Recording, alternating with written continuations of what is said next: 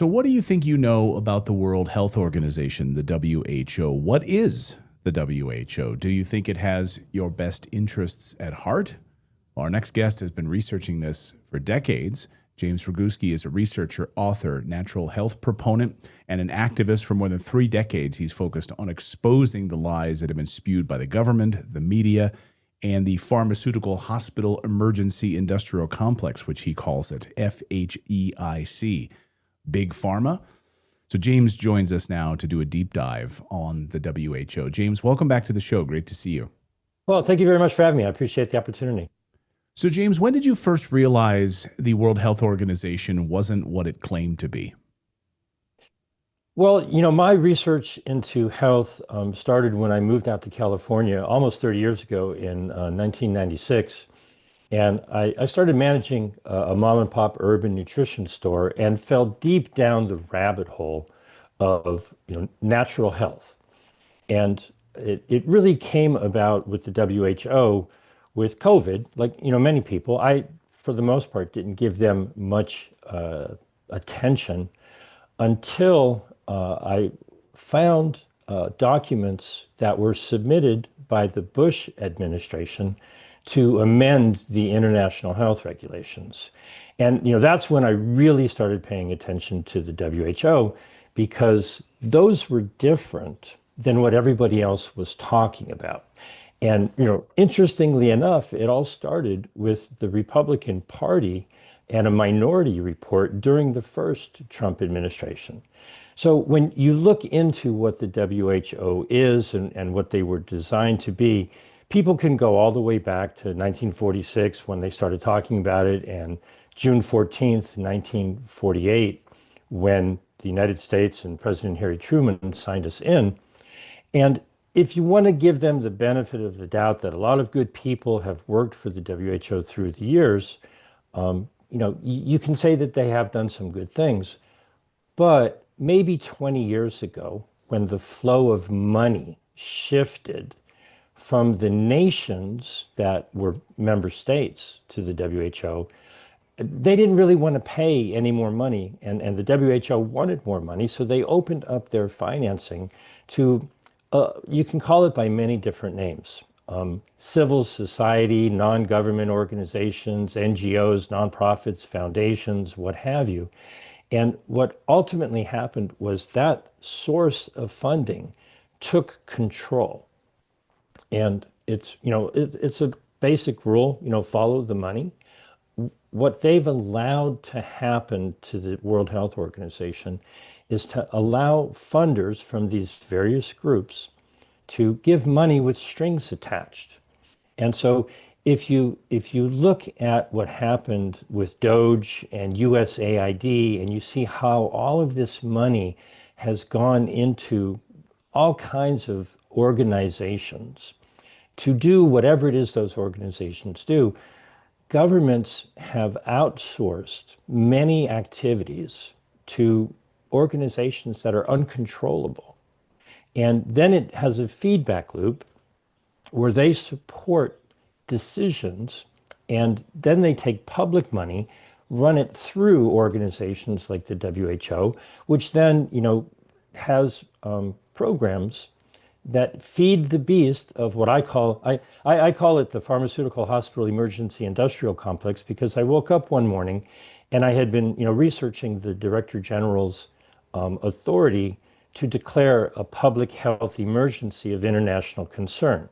The acronyms are the same, PHEIC, or FAKE. And so in summary, my opinion, and people are welcome to debate this with me at any time, is that their goal is to serve their donors, not to serve the people of the world and improve our health. It's to transfer wealth to an industry that I've been fighting against for 30 years. Once you realize, again, in my view, when you look at the testing and the screening and the drugs that are used, and obviously jabs, the quote unquote vaccines, I've realized that what Big Pharma does with all of those activities, those are all just customer acquisition tools. They take healthy people, who don't really realize that the testing is designed to keep looking for a problem that they can then use as a sales tool to convince people that they have some ailment that can be repaired or adjusted, or the symptoms can be treated by swallowing or injecting a poison. And, 20, 25 years or so, 30 years ago or so, when I realized that that was the business model, that it's not about actually identifying the cause of someone's health problem, that has to be done individually. You certainly can't do that, with state mandates or federal mandates, or certainly not universal international mandates. This idea of, some bureaucrat who's making an average of $100,000+ a year writing papers in Geneva can identify the best way to treat, an emerging health problem in an individual human being. It's absolutely absurd. I spoke yesterday to Congressman Ron Paul, Dr. Ron Paul, and he said, Clayton, we spoke like 30 minutes, and he said, Clayton, he's like, I'm telling you, the US dollar is collapsing. He said, well, we're not going to be having this conversation in 10 years. We're not going to be having the same conversation in 10 years. The US dollar is on a path that is basically irretrievable at this point. And he's like, he's like, I hope you're telling your audience, please make sure that they are investing in gold and silver, that they are owning precious metals, because the US dollar is on an unsustainable path. The rise of the BRICS currencies, the amount of debt that the United States is sitting right now. This isn't a scare tactic. This is a wake-up call. And the thing with like Congressman Ron Paul is that people like retroactively love to point, like they're like, hey, did you see what he said on the floor of Congress 10 years ago? And then it all came to pass. He sees it as unsustainable. I see it as unsustainable. So we are big believers. Please just get on the phone and give our friends at Lear Capital a phone call. Have a conversation with them. Talk to them about how you could actually start investing in precious metals in your family. Like if you've got US dollars, your family's future is tied to US dollars. You've got a savings account. Have a conversation with them seriously about converting it maybe to a self-directed IRA, where you can invest in actual tangible things, real estate, gold, silver, all of it. You can do that. But anyway, have a conversation with these guys. Stop sitting on your hands. I'm telling you that this is happening. And we've been trying to warn you about it. Congressman Ron Paul warning people about what's happening to the US dollar. He said, if you want to get a sort of a glimpse of what's going to happen to the US dollar, look at Zimbabwe. If you want to understand how we go bankrupt, what happens to the devaluing of our currency. That's where we're headed right now. So anyway, give them a call, have a conversation with them, even if it's like a little bit in your, in your portfolio that you're trying to protect your family with, converting US dollars into gold or silver, heck, even real estate at this point. Just be smart about it. 1-800-613-3557. Talk to them, or go to LearRedacted.com. That's the place to go, LearRedacted.com. So maybe we can go back to the beginning of the WHO and its foundations. You talked about in the 1940s, I believe. That's when it started. Like, what was the gestational process? What did it look like? Who were the donors? Who were the people in the room where it happened? I'm always fascinated about that, because when you look at the Bretton Woods Accords, and who was in the room sort of setting monetary policy, who was in the room in 1913, 1912, convincing Woodrow Wilson to go along with the implementation of the Federal Reserve, these things that have been so detrimental to our society. So who was in the room? How did this thing start? Well, you mentioned that. I was actually going to say you got to go back to Jekyll Island and, where did all of the financing happen? You really have to go back to France in the 1800s and, think of a time when, sewage ran in the street, and horses were everywhere, and there was excrement all over the place because of the means of transportation. Originally, it started with sanitary regulations. And if you can think of a time when, your mode of travel was primarily horse, and there weren't, there wasn't indoor plumbing, there wasn't, clean running, water, indoor plumbing and all that sort of thing. Sanitation was a big, important issue. And so those regulations over 100 years are really the starting point for the purpose of the WHO. If you can imagine after World War II, a lot of nations were in ruin. A lot of disease happens because of poor sanitation. And at that time, indoor plumbing, and still to this day, indoor plumbing is not available throughout the world. So the reduction in contagion or contagious diseases, infectious diseases, if anybody looks at any of the information, they see that it just dropped, it plummeted in the early 1900s due to sanitation. And so when the WHO started after World War II, there's a lot of people who talk about, the philosophical or political views of the founders. It's hard to know what someone's intent was, okay?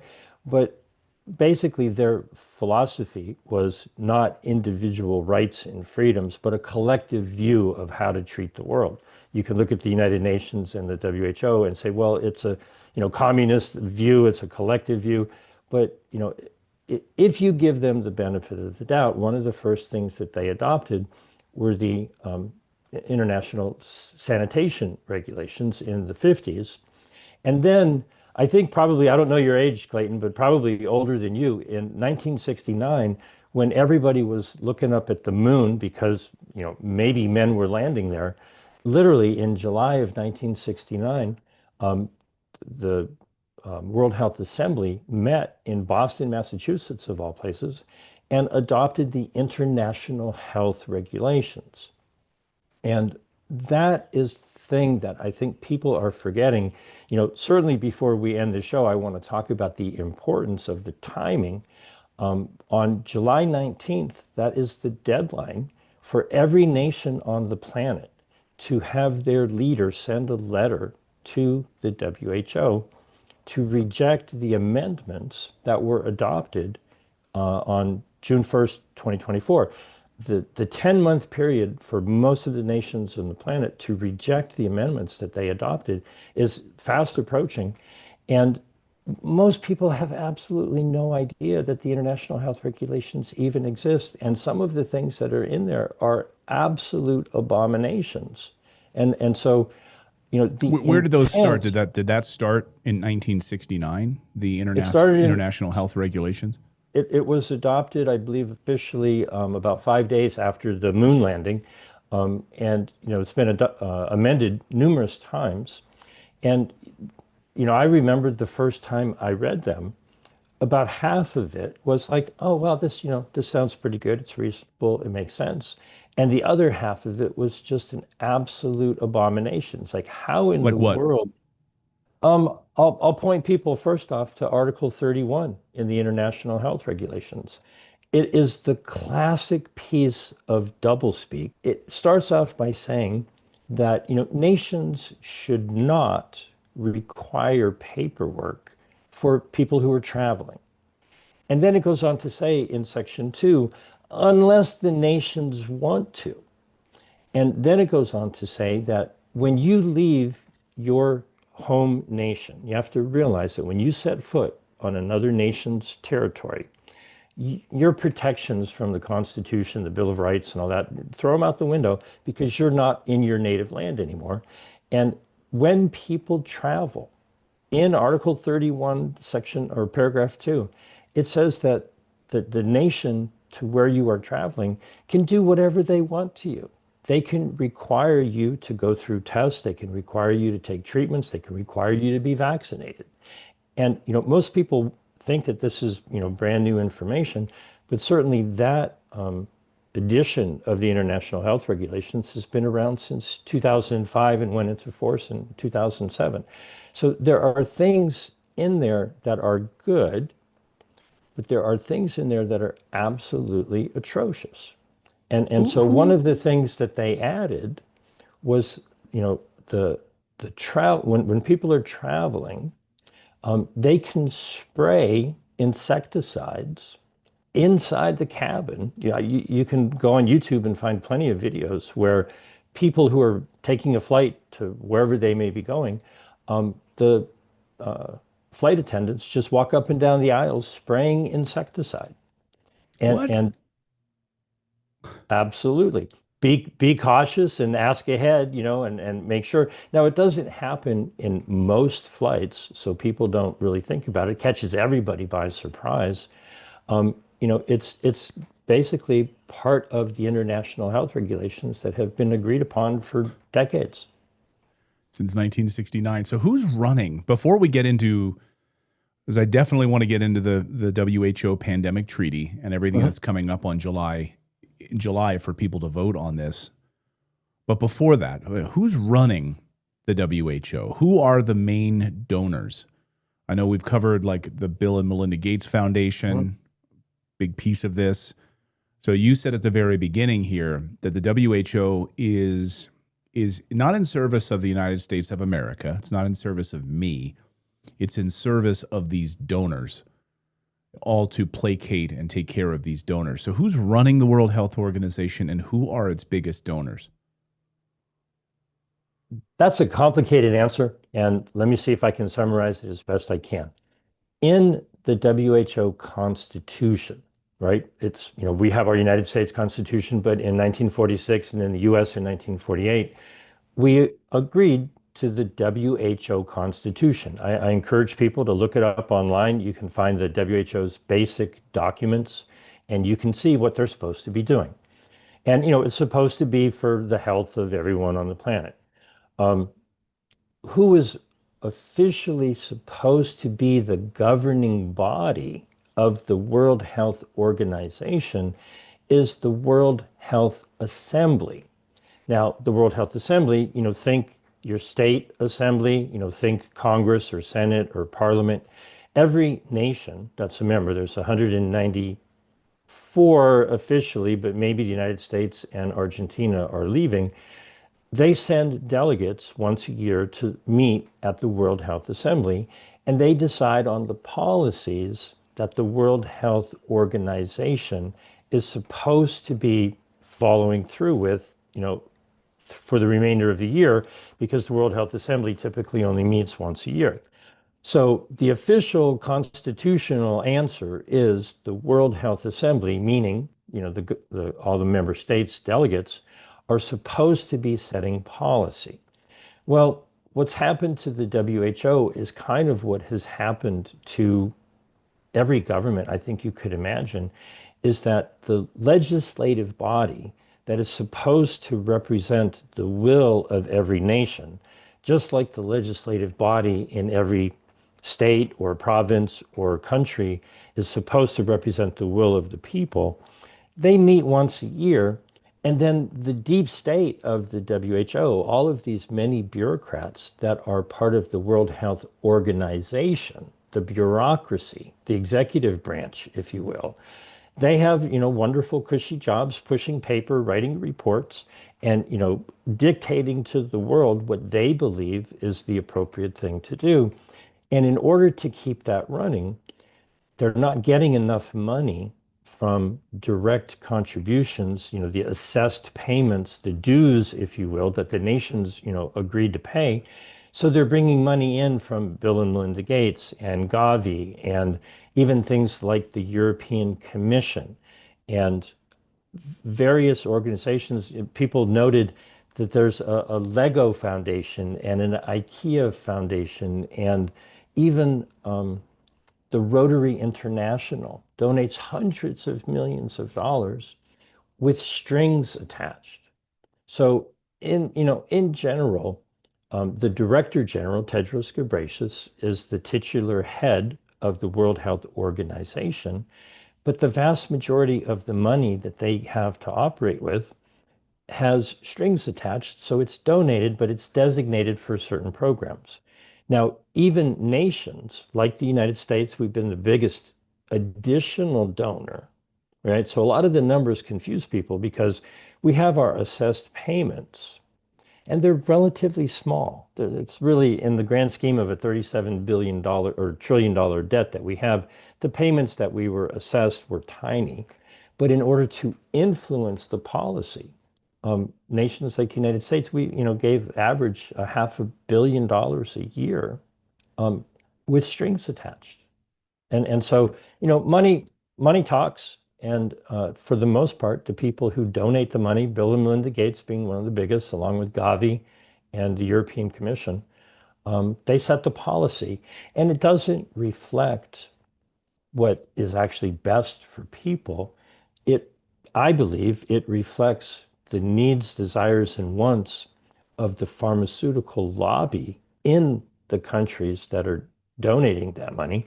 And effectively, this may raise some uh, skepticism by people, but I think what we're really dealing with is fascism with the 21st century upgrade. Benito Mussolini defined fascism as corporatism, where corporations work hand in hand with government to take advantage of the people. Well, 21st century upgrade is this third leg, which is all of these foundations and nonprofits and NGOs and civil society. 400 organizations were listed as having access to all of these negotiations that have been going on with the amendments and the treaty. All of these groups that I just mentioned, they actually have a seat at the table. You and I don't get to have any input, you know. And so to be clear, like these 400 NGOs, are they probably receiving like my tax dollars as well? Like sort of like USAID? Many of these NGOs are incredibly corrupt and dirty. They were receiving my tax dollars funneled through USAID. So they have a seat at the table, and these are sort of special interest NGOs? Special interest lobbying is, probably really the best term to use. I absolutely agree with that. The short answer is yes, but in the amendments that were adopted on June 1st, 2024, and the deadline to reject them, we don't get to vote on them. The way it is at this point right now, they voted back in 2024 and they were adopted. They have a strange procedure and they broke their own rules, and there's a whole argument about that we could take a day on. But the deadline to reject them requires the head of state or possibly the international relations or foreign minister, our State Department, possibly Marco Rubio, has authority to write a letter to the WHO and just say, no, thank you, we reject these amendments. In the amendments, and this is one of the things that I am, trying to get people to pay attention to, there is an article that was snuck in, Article 44 BIS. It's weird nomenclature that they use, added on behind Article 44, which they added financing into the regulations. Now, I actually have something that I'm going to pull up just so I can read it and make sure that I'm crystal clear in here. Article 21 of the Constitution lists, of the WHO Constitution, lists 5 things, 5 categories that the Health Assembly has authority to adopt regulations concerning. Sanitary and quarantine requirements is A. Names of diseases is B. Standards for diagnostic procedures is C. D is standards with respect to the safety, purity, and potency of biological, pharmaceutical, and other products moving in international commerce. And E is advertising and labeling of biological pharmaceutical products. Well, they didn't make any amendments for the things that they really should be doing. And even their own expert committee that reported on the proposed amendments way back on February 6, 2023, said, hold on just a moment. We don't have constitutional authority to make regulations about financing. So that entire category should not be in the regulations. They have violated their own constitutional authority. They haven't made the changes that they should be making. It would be lovely if they had, labeling requirements rather than all these blank inserts on the biological weapons that they spread around the world.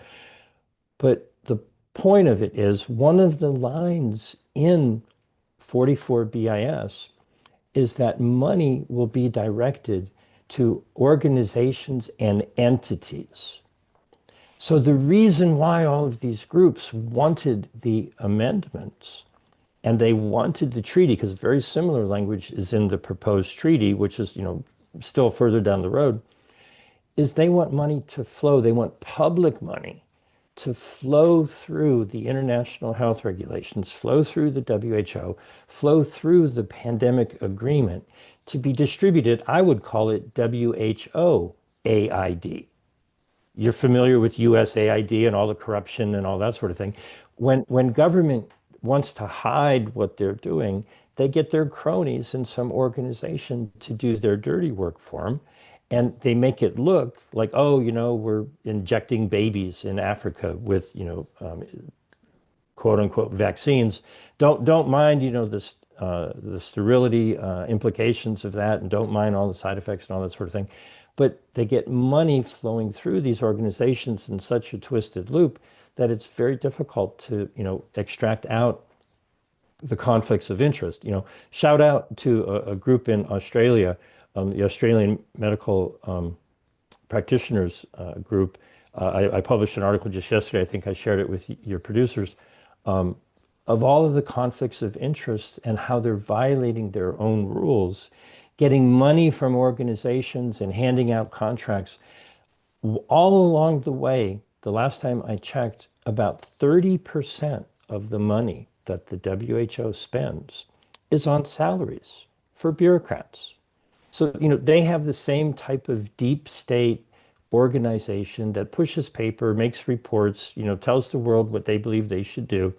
And that's money that would, in my view, be better spent actually working to improve the natural health of people around the world, rather than the wealth of bureaucrats and organizations that, siphon it all back to the pharmaceutical industry.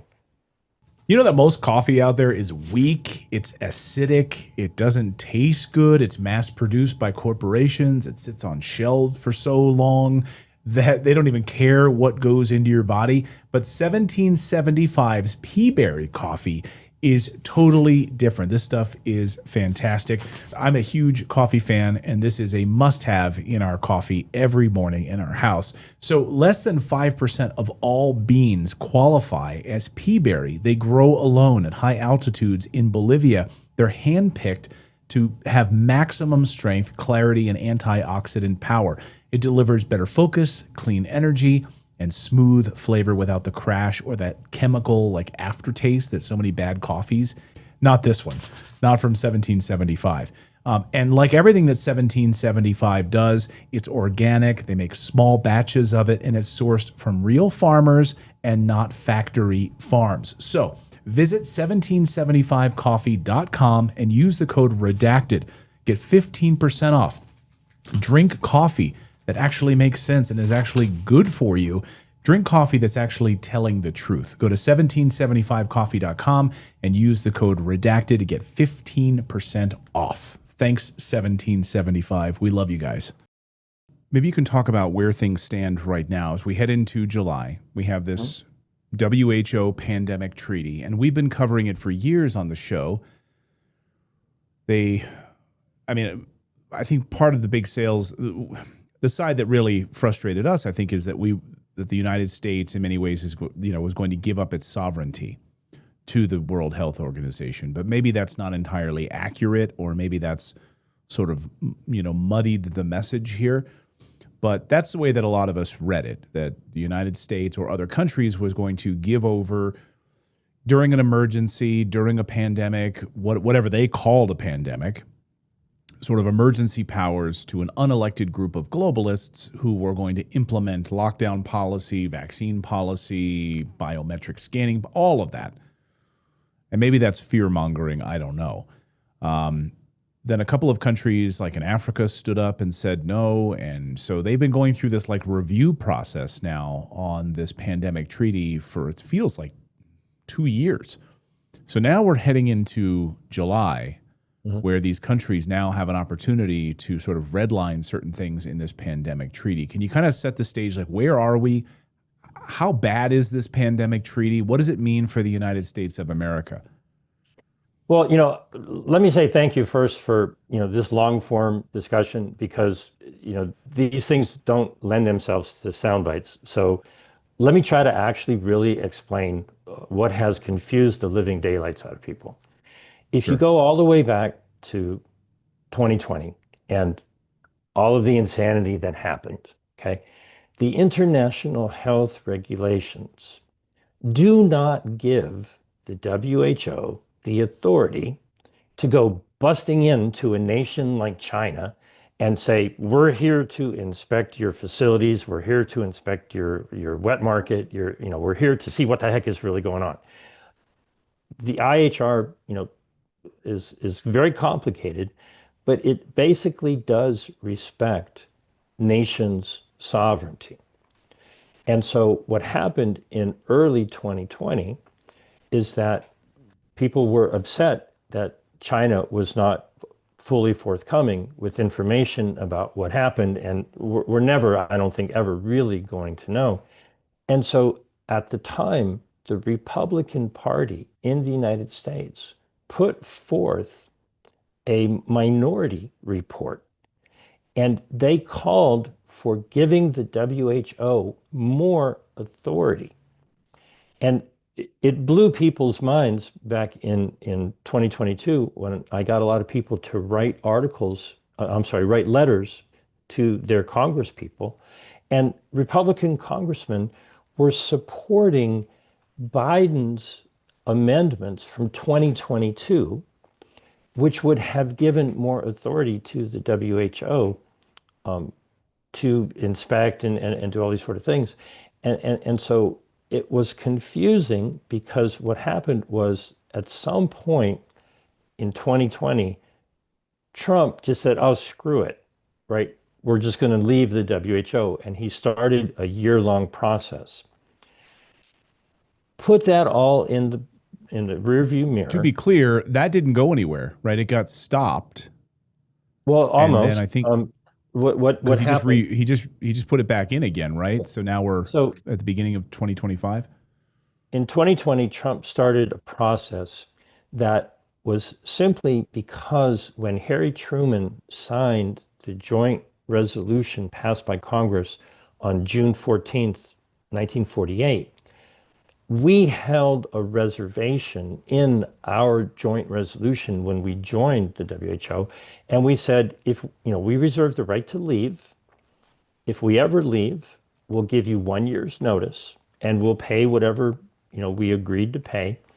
But it also said in there that nothing that the WHO ever does requires the United States to change any law. Now, counter that with the law in a nation like Malta. I've got good friends in Malta. They did their homework in Malta. Malta has a law on their books which says whatever recommendations the WHO makes, those count as Maltese regulations. We don't have to do anything. If they say so, it's law in Malta. In the United States, our joint resolution from 1948 says, you can't tell us to do anything and we can leave anytime we want. So every nation has a slightly different situation. Now, fast forward to 2022, when I really started paying attention to this, and I identified that the Biden administration had submitted amendments to the international health regulations, proposed for the May 2022 assembly. Everybody was talking about the pandemic treaty, and I realized, hey, wait a minute, the international health regulations, that's a totally different thing. And so the confusion between these two has been, the source of problems for everyone.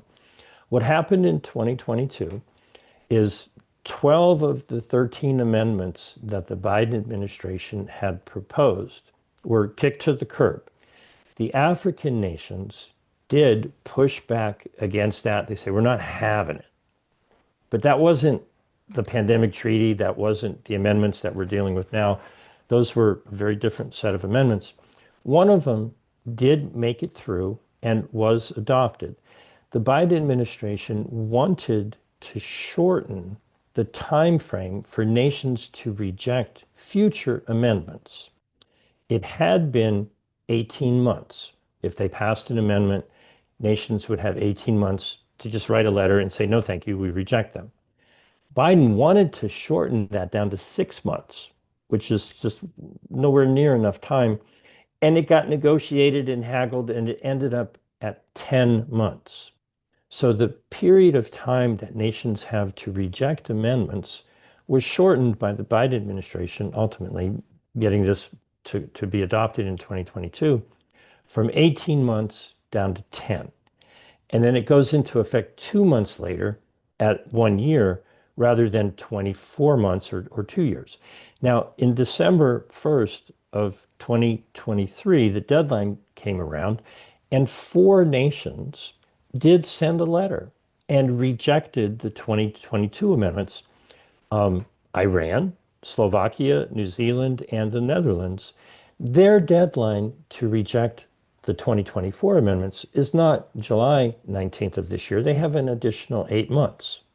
So, they have shown that national leaders can be convinced to just write a simple letter to the WHO and say, take your amendments and shove them where the sun don't shine, not for our nation.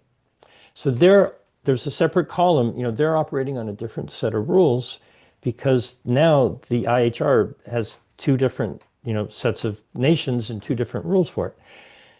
The amendments that were adopted in 2024 are up for rejection by July 19th, coming up very shortly, by the other 190 nations. And this still applies to the United States. Trump In what has way? So started the, what's in? He started the process of removing ourselves from. What's in these amendments specifically that is still applied to the United States? the most egregious one is the financing. Okay, they want all of these billions of dollars to flow through, and that financing should not be in the regulations. That is a violation of the WHO Constitution. It just absolutely should not be there. The other thing I mentioned is they added quarantine. I think it was Article 27 off the top of my head. People can go to rejecttheamendments.com, and see all of the details. I've detailed the top 10 reasons. They added the ability to quarantine, they call them conveyances, airplanes, boats, any people traveling. The definition of the term quarantine doesn't mean what most people assume it to mean. They have their own lingo in the international health regulations. One of the words is the word suspect. So if you're on a cruise ship or if you're on an airplane and someone is ill and they are determined, oh, maybe they have some contagion, you're suspect just because you're on the vehicle. And you can be quarantined even if you are not ill. So they added that in these recent things. And they also added that they want what I mentioned earlier, the application of procedures by airlines or cruise ship operators. They want people who are embarking or disembarking to be treated with things like insecticides.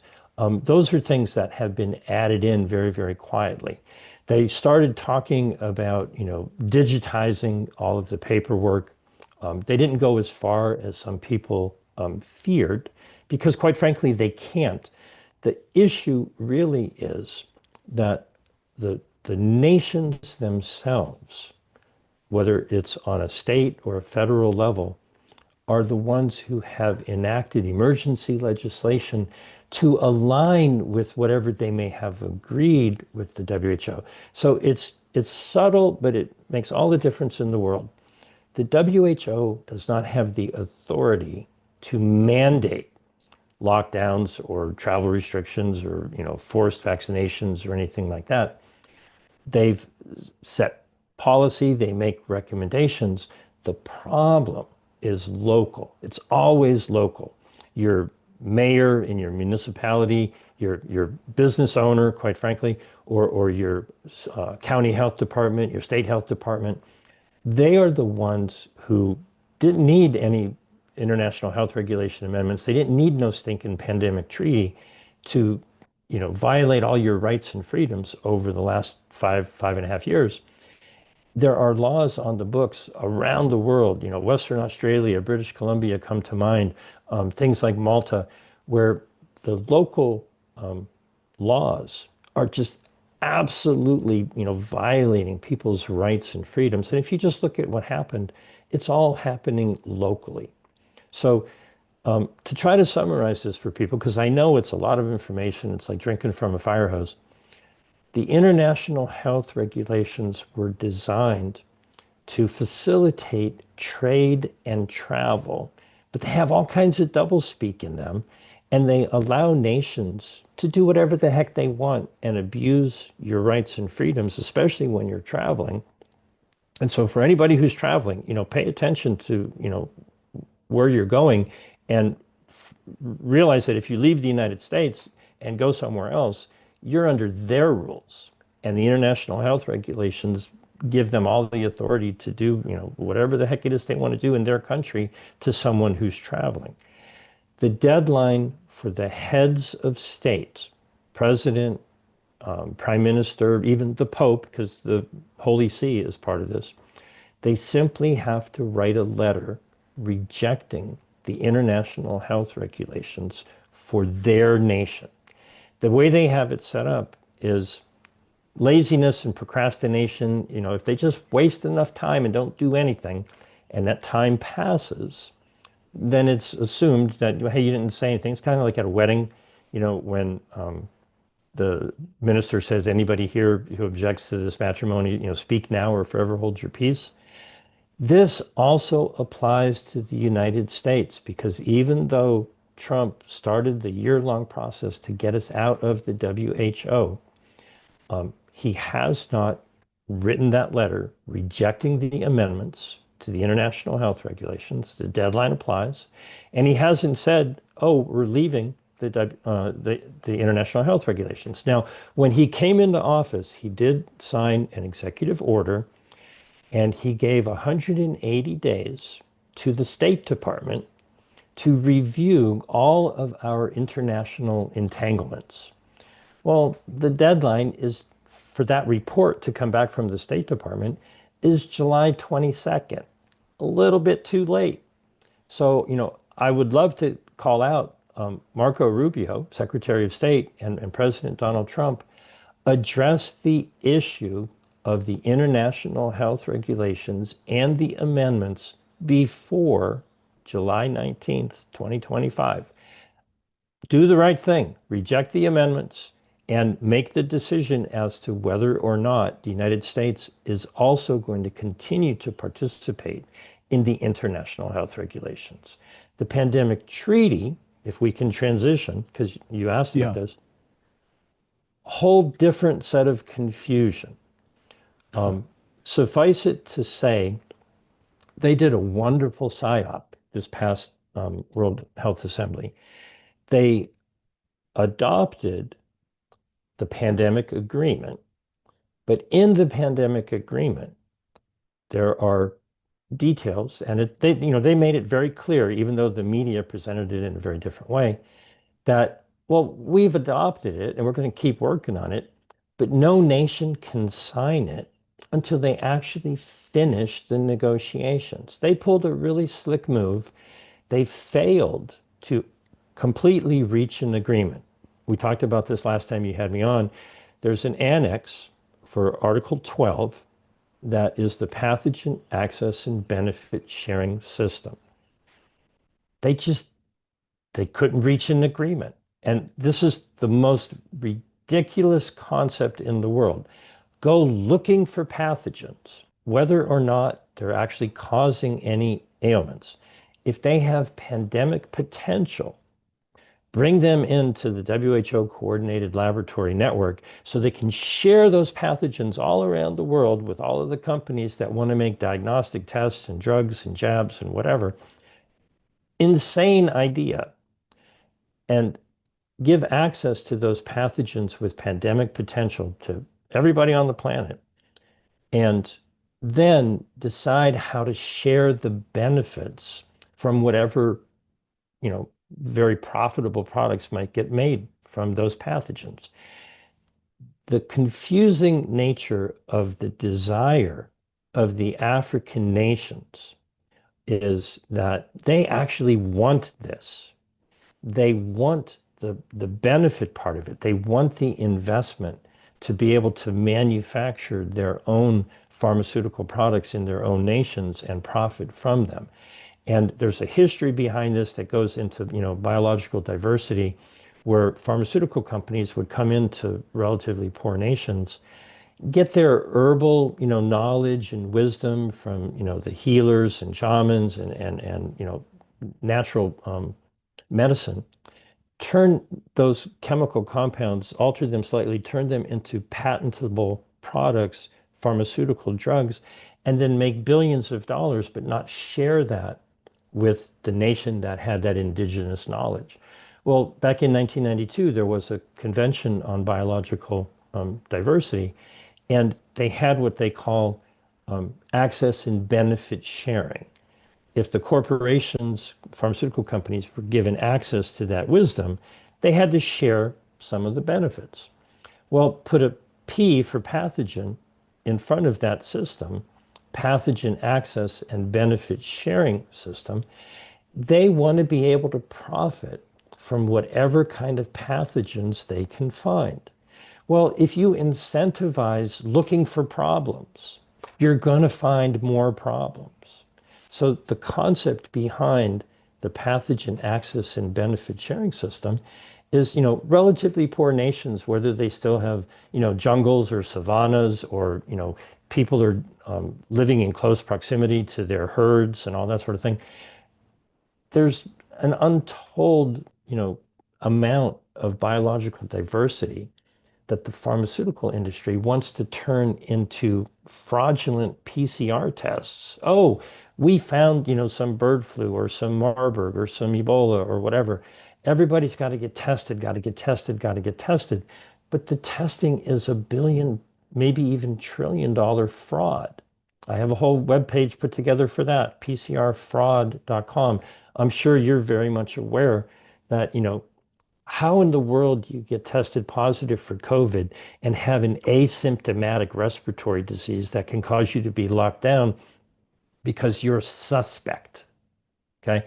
It's a racket. And if you actually look at what the WHO is set up to do, they charge companies to get their products approved. And it's a multi-million-dollar money-making venture for them. They want in the pandemic agreement for this, regulations to be sped up so that they can get products through their funnel faster. And they want nations to alter their regulatory structure so that if the WHO approves of it, then, everybody just by default also approves of it. And there is a parallel to the military industrial complex. We're not going to get into talking about war, but if you understand how militaries purchase all kinds of equipment and the contracts go out even in times of peace, and you make more money when you blow up all of the missiles and bombs and everything else, and you need to replenish. If you use that as a parallel to what the WHO is trying to do in the pharmaceutical hospital industrial complex, emergency industrial complex, they have contracts that go out to put products in the stockpile. The United States, through the PrEP Act and other acts, spends $3.5 billion a year putting products into their strategic stockpile for, vaccines and drugs and antidotes and things like that. The money flows even faster when you can claim, just because the Director General has the authority to declare a public health emergency of international concern, if you can convince the local governments to pull from that stockpile and distribute, inject people with these biological weapons, poisons, people call them vaccines, well, then you got to replenish them. So there's more money to be made if you can get people to believe that there's an emergency. But there's still money to be made just by looking for problems that aren't causing pandemics just in case, because there's the potential. And so this is the game that they're playing. It's very similar to the military industrial complex. They want to have stockpiles. They want to be in charge of the logistics and distribution and, warehousing of all this. They want to be in charge of the regulations and approval of all of this. And so it's not about the WHO mandating these things. It's about the WHO laying the groundwork, putting in the infrastructure, and all of the poor nations around the world want a piece of this very profitable pie. I've referred to it as the new OPEC. It's not the oil producing and exporting countries. It's the Organization of Pandemic Emergency Corporations. Every corporation who could profit from finding a new pathogen to make tests or drugs or jabs, they want in on the deal. And even though the United States, according to Trump, is leaving the WHO and is not going to sign the pandemic agreement, that doesn't stop all of the pharmaceutical companies and all of the relevant stakeholder, nonprofit, NGO, civil society organizations from participating in the pathogen access and benefit sharing system. They're written in to, they changed it to Article 18, all of the finances. They stated back in May of 2021 that they felt that there should be a framework convention for pandemic prevention, preparedness, and response, and that they thought at the time they needed $31 billion a year to make this happen, with surge capacity of up to $100 billion a year. It's corrupt crony capitalism. It's a racketeering mafioso, attempt to set up a framework convention that parallels the framework convention for climate change, which is now $1 trillion industry. Oh, be afraid, of global boiling and send money and give it to a bunch of bureaucrats who are nameless, faceless, unelected, unaccountable, to distribute money to their cronies to save the planet. Well, they look at that, with greed in their eyes. They keep saying nothing is agreed until everything is agreed. And the only thing that held up the pandemic agreement from being completed is they haven't figured out how to manage greed from the pharmaceutical companies and greed from the oligarchs in poor nations who want that money to flow through so they can build out the infrastructure. They want public money to build out private infrastructure so that they can profit from claiming that they found some new pathogen with pandemic potential. And thanks Right. for letting me It keeps. rant, Clayton. I appreciate it. No, I didn't want to say a word. I want to sit back and learn about this and building out this infrastructure so they can continue to find problems and they can Yes. continue to make money fueling this beast, taxpayer funded. All of the, I mean, you're It's exactly disgusting. right. It is. It's disgusting. Yeah, It's disgusting. evil. It's greed, with the veneer of, oh, we're the World Health Organization, and we want what's best for everybody. Here's your next injection of poison. Um, I One last guess, thing that I forgot. So if I may just yeah, go rewind a ahead. little tiny bit, going back to the amendments, you asked me what is in the amendments that I thought was bad. They define relevant health products, and you will not see listed there herbs or vitamins or minerals or nutrients or organic food or good clean water, any of that sort of stuff. It's all pharmaceutical products, including gene altering therapies. Now, how in the world gene altering therapies have been accepted by so many people as, the solution to every problem? And so when you look at the wording in the pandemic agreement, they refer to the definition in the international health regulations. They don't give you a link, so most people don't realize it's essentially just being the marketing and promotion arm for Big Pharma. It's nothing natural, nothing that's truly health building. It's just a transfer of wealth. And the WHO is essentially become the marketing and promotion arm of the, big pharma. Their budget is actually relatively tiny, maybe $4 billion a year, but they parlay that into control mechanisms through propaganda. They don't have the authority to tell anybody that you have to do this or you have to do that. They make recommendations, but they do it in a way where, it's just human nature. When somebody speaks with authority, other people assume that they have to comply. Well, the answer is no. The answer should be no for every country on the planet. No to the amendments, no to the treaty, no to the WHO, and most importantly, no to big pharma and trying to improve your health by swallowing or injecting poisons while being influenced by diagnostic tests that are fraudulent from the get-go. And so I've been pushing back on this for 30 years. And, I know you guys have been pushing back on it for as long as you've been doing what you do. Thank you so much for the time. And before I forget, I always give my phone number whenever I do an interview. Everybody, I'm so serious about this. You can call me directly at 310-619-3055. If you're outside of the United States, you can get me on Telegram, Signal, WhatsApp, same information, 310-619-3055. Text me, send me a message. We've all got to come together and realize that our health is our responsibility. Mother Nature's given us everything. God has given us everything that we need. We don't need no stinking treaty. We don't need no stinking international health regulations or amendments. And we don't need big pharma to be telling us, this is the only way. Trust the science.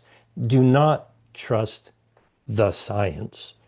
Trust your gut, trust your instinct, trust your heart, trust in God, trust in each other. But we got to push back against this attempt to funnel money into an industry that's designed to harm people under the guise of protecting their health. Well said. James, thank you so much for this. Really appreciate it. Well, Clayton, thank you. Thank you for the opportunity. I appreciate it so much. Thank you so much. Thanks, James.